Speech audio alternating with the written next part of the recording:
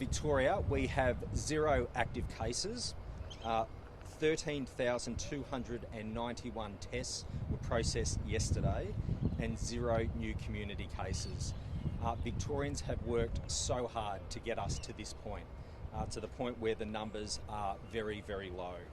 And critical to maintaining that success will be the successful rollout of the Commonwealth's vaccination program.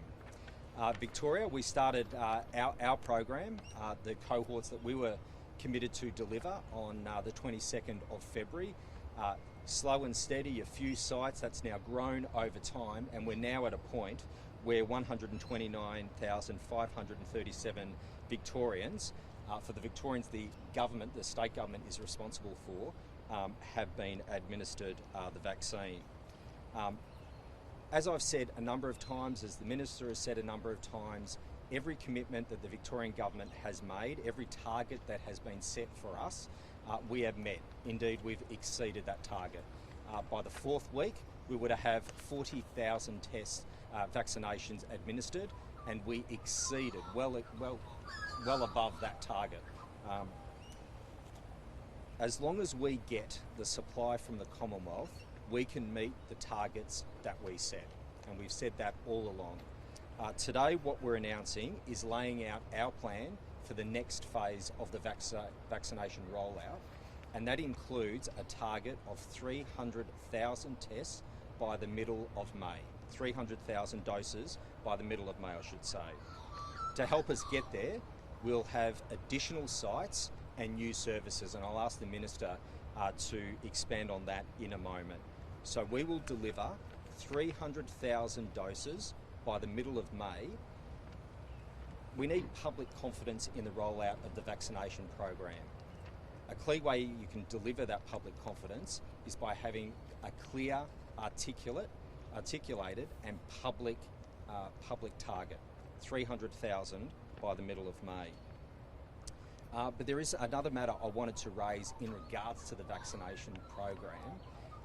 We are concerned that there are disparities amongst the states in terms of states attempting to fill the gaps in the vaccination rollout.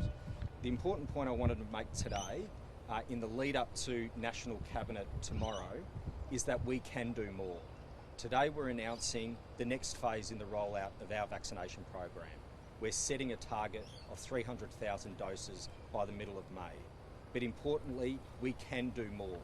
We can broaden the program. But that's a decision of the Commonwealth, and the point I'm making today is that we need national consistency.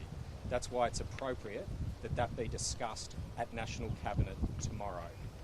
So for example, under the Cohort 1B, the federal government, the Commonwealth, are responsible for people aged between 70 and 79. They're responsible for people aged over 80. Now we stand ready and willing and able to broaden our program and help the Commonwealth with additional cohorts of people. But that's a decision, as I said, that the Commonwealth needs to make, and we need to make it in a nationally consistent way.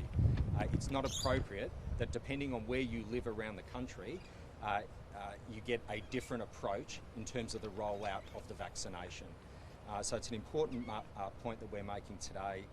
The next phase in the rollout, a very public target that we will report to in regards to 300,000 doses by the middle of May, but an important message that we can broaden our capacity. We can do more, but that's a decision of the Commonwealth, and it needs to be a nationally consistent decision, and that's why, as part of the discussion I'm sure that will occur tomorrow at National Cabinet in terms of the vaccination rollout, this should be on the agenda, and we put that offer out to the Commonwealth.